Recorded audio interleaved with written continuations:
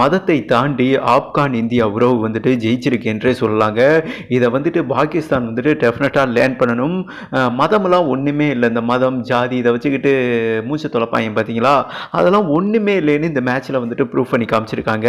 Champion trophy England Afghanistan மேட்ச்சில் ஓகேவா. அதாவது முழுவதும் இந்திய ஃபேன்ஸ் வந்துட்டு ஆப்கானுக்கு சப்போர்ட் பண்ண, ஆப்கான் வந்துட்டு இந்தியாவுக்கு சப்போர்ட் பண்ண அந்த தருணமே இந்திய கொடி இந்திய ஃப்ளாக்கும் ஆப்கான் ஃப்ளாக்கும் அந்த கை சேர்ந்த மாதிரி வந்துட்டு ஒரு பேனல் செட் பண்ணி மிகப்பெரிய லெவலில் 2 நாளும் செலிப்ரேட் பண்ணுறாங்க பார்த்தீங்களா. இதில் என்னங்க இந்து முஸ்லீம் இந்து எல்லாமே ஒன்று தாங்க, உடம்புல ஓடுறது வந்துட்டு ரத்தம் ஒன்று தான் ஓகேவா. அதை தான் எக்ஸிக்யூட் பண்ணாங்க என்றே சொல்லாங்க.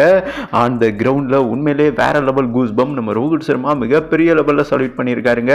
இந்த மாதிரி மக்கள் ஒற்றுமையாக இருந்தால் மதத்தை தாண்டி எப்பேற்பட்ட டீமையும் தூக்கி வீசிடலாம், எந்த பொறையும் ஜெயிச்சிடலாம்னு சொல்லுவாங்க இல்லையா. அதற்கு உதாரணம் தான் இந்த மேட்ச்.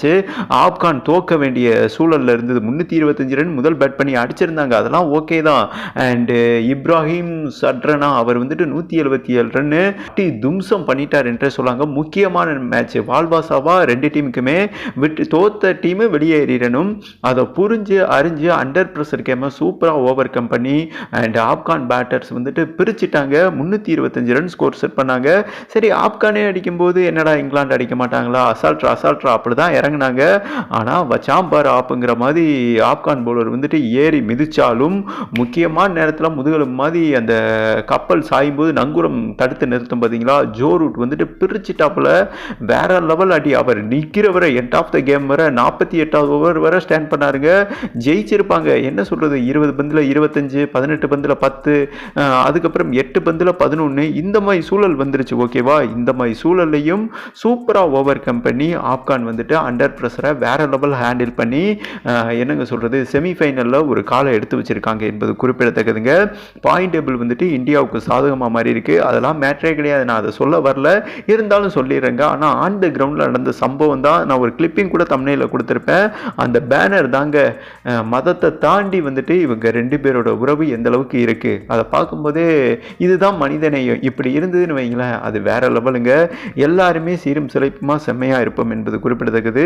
ஆப்கானிஸ்தான் வீரர் சதம் அடிச்சுட்டு ஃபஸ்ட்டு அவங்கள மாதிரி வணங்கினாருங்க, சாமி கும்பிட்டாரு. அது அல்லாஹ்வை நேசிச்சாரு. அதுக்கப்புறம் பார்த்தீங்கன்னா, அதாவது இந்திய ஃபேன்ஸுக்காக நம்ம சாமி கும்பிடுவோம் பார்த்தீங்களா, அந்த மாதிரி கும்பிட்டாருங்க அவங்களுக்காக. நீயும் நானும் வேற இல்லடா, ஒத்த உசுருடா, அந்த மாதிரி தான் இருந்தது என்று சொல்லாங்க இந்த நிகழ்வு. ஓகே, பாயிண்ட் டேபிளில் என்ன சாதகம்னா, இப்போ செமிஃபைனல் வாய்ப்பாக ஆப்கான் தக்க வச்சிருக்காங்க. அதிகாரப்பூர்வமாக இங்கிலாந்து வெளியேறி இருக்காங்க. இப்போ ஆப்கான் ஒருவேளை செமிஃபைனல் வந்தாங்கன்னா இந்தியாவோட ஃபைட் பண்ணுற மாதிரி தான் வரும். இந்தியா வந்துட்டு இதுவரை இந்தியா ஆப்கான் மேட்ச்சில் இவங்க ஆப்கான் ஃபைட்டே பண்ணல, ஈஸியாக ஏறி மிஸ்ட்டு போயிடுவாங்க ஆப்கானை ஓகேவா. இன்னொன்று ஆப்கான் விட்டு கொடுத்துட்டு போயிடுவாங்க. அந்தளவுக்கு நீங்கள் இந்த பேனரே வந்துட்டு அதற்கு மிகப்பெரிய எடுத்துக்காட்டு. இந்த ரீசனால் இந்தியாவோட ஃபைனல் வந்துட்டு பிரகாசமாக இருக்குது, 100% உறுதியாக இருக்குது என்றே சொல்லாங்க. இந்த தியரி படி நடக்கணும். அண்ட் ஆப்கானிஸ்தான் வந்துட்டு ஃபைனலுக்கு வரணும், செமிஃபைனல் வரணும். செமிஃபைனல் வந்துட்டு நம்மளை தோக்கடிச்சாலும் சந்தோஷம் தாங்க. இந்த பேனரே வந்துட்டு அதற்கு எக்ஸாம்பிள் என்றே சொல்லலாம், ஃபார் எக்ஸாம்பிள் என்றே சொல்லலாம். இந்த நிகழ்வு தான் தற்போது சோசியல் மீடியாவே செம்ம வைரலாக ட்ரெண்டிங்காக போய் கொண்டிருக்கிறது என்பது குறிப்பிடத்தக்கது. ஆப்கான் வேற இல்லை, இந்தியா வேற இல்லை, ரெண்டுமே வந்துட்டு ஒரே பிளட்னு சொல்லிட்டு இந்த வீடியோவை கம்ப்ளீட் பண்ணுறேங்க.